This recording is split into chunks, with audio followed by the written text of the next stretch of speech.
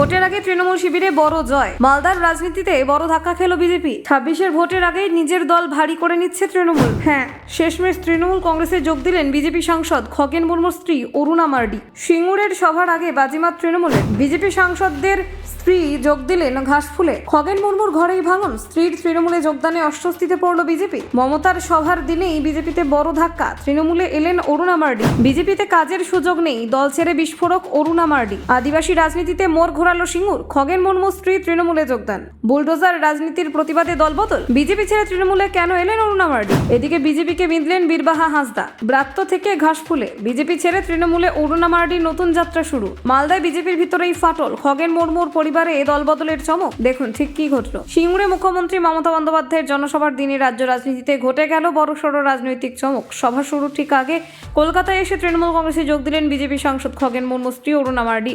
এই যোগদান ঘিরে শাসক শিবিরে বাড়তি উচ্ছ্বাস লক্ষ্য করা যায় এবং বিজেপিকে কড়া ভাষায় আক্রমণ করা হয়।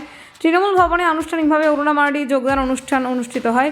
সিঙ্গুরে মুখ্যমন্ত্রী সভার দিনে এই দলবদল হওয়ায় রাজনৈতিক মহলে তা বিশেষ তাৎপর্যপূর্ণ বলেই মনে করা হচ্ছে। মালদার রাজনীতিতে এই ঘটনা বিজেপির জন্য অস্বস্তির কারণ হয়ে দাঁড়িয়েছে বলে মত রাজনৈতিক বিশ্লেষকদের। যোগদান পর্বে অরুণা মার্ডির রাজনৈতিক জীবনের কথা তুলে ধরেন শিক্ষামন্ত্রী ব্রাত্য বসু। তিনি জানান, অরুণা মার্ডি একসময় সিপিএম করতেন এবং গণতান্ত্রিক মহিলা মোর্চার নেত্রী ছিলেন। পরবর্তী সময়ে তিনি বিজেপিতে যোগদান এবং সেখানে সক্রিয়ভাবে সাংগঠনিক দায়িত্ব পালন করেন।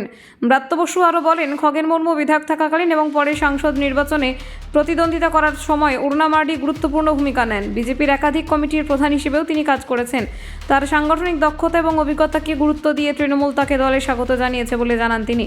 ব্রাত্য বসুর দাবি, মমতা বন্দ্যোপাধ্যায়ের উন্নয়নমূলক কাজ এবং কর্মযজ্ঞে অনুপ্রাণিত হয়ে অরুণা মার্ডি তৃণমূলে যোগ দিয়েছেন।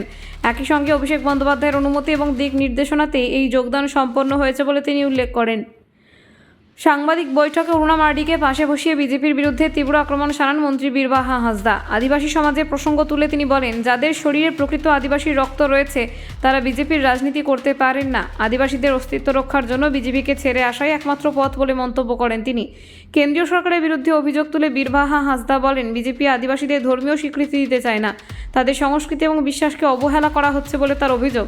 এ কারণেই আদিবাসীরা সমাজের মানুষের সঙ্গে বিজেপির বিরুদ্ধে ক্ষোভ বাড়ছে বলেও দাবি করেন তিনি।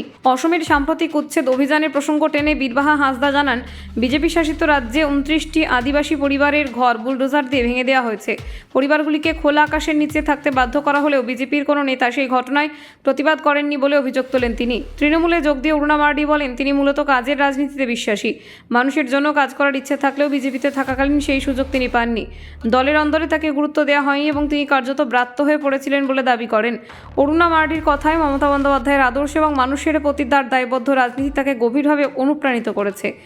Bureau report, news prime Times.